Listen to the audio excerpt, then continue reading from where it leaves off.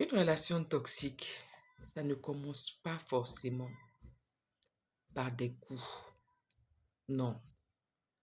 Ça commence par des petits trucs que tu excuses chaque jour.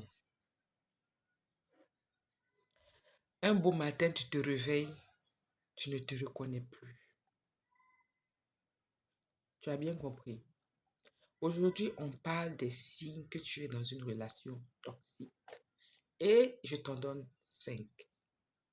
Et comme toujours, ce sera sans filtre. Bienvenue sur la voie de Lisa. Ici, on parle des vrais problèmes de la vie. Sans détour, sans filtre. Si tu es nouveau ou nouvelle ici, abonne-toi. Parce que ici, on se dit les baies.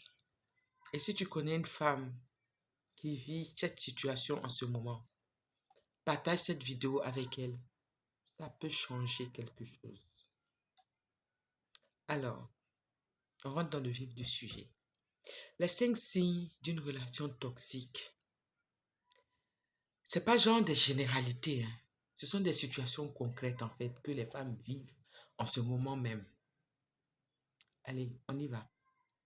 Le premier signe, tu doutes de toi en permanence. C'est le premier signe qui apparaît souvent, hein.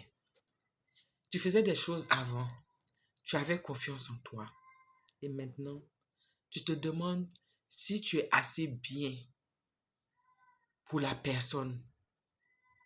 Et ce doute-là ne vient de nulle part. Une relation toxique, là, l'autre va utiliser des petites phrases du genre tu exagères, c'est dans ta tête, juste pour te faire gober ses bêtises quand tu lui fais des remarques ou des reproches. Est-ce que tu comprends? Ce sont des mots qui s'installent doucement, doucement. Et puis tu finis par y croire, tellement on t'a rabattu les oreilles avec. Tu commences à t'excuser toi-même d'exister, à minimiser tes propres émotions, à te dire peut-être que c'est moi le problème. Non, tu n'es pas le problème.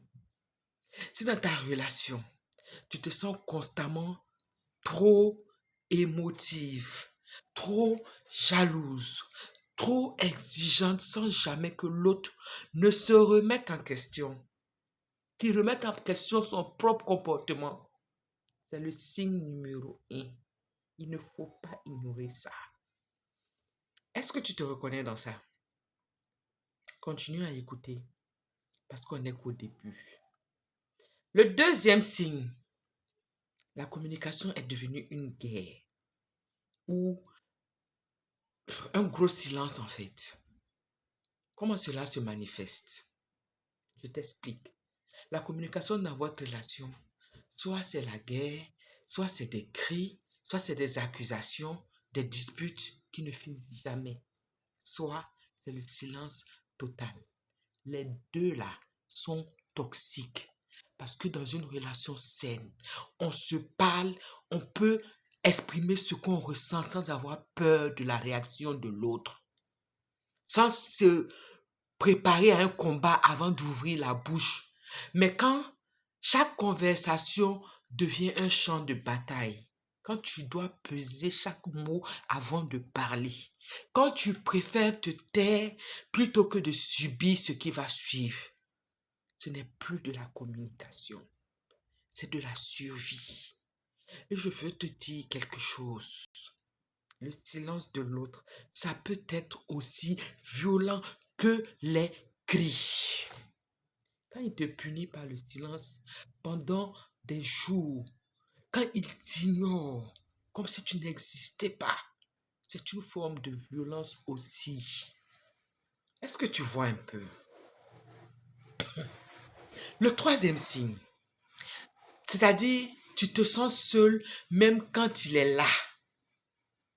Le troisième signe est celui que beaucoup de femmes n'identifient pas tout de suite. Tu te sens seul parce que il est absent. Il est là, hein, mais il est totalement absent. Tu te sens complètement seul. Il est là, mais il ne t'entend pas. Tes joies, il s'en fiche. Tes peines, il les minimise. Tu peux pleurer à côté de lui. Il va regarder son téléphone. Et avec le temps, tu arrêtes de partager, de t'ouvrir. Tu arrêtes de lui dire ce que tu ressens. Tu commences à tout porter seul. Et ce poids-là, il devient très, très lourd.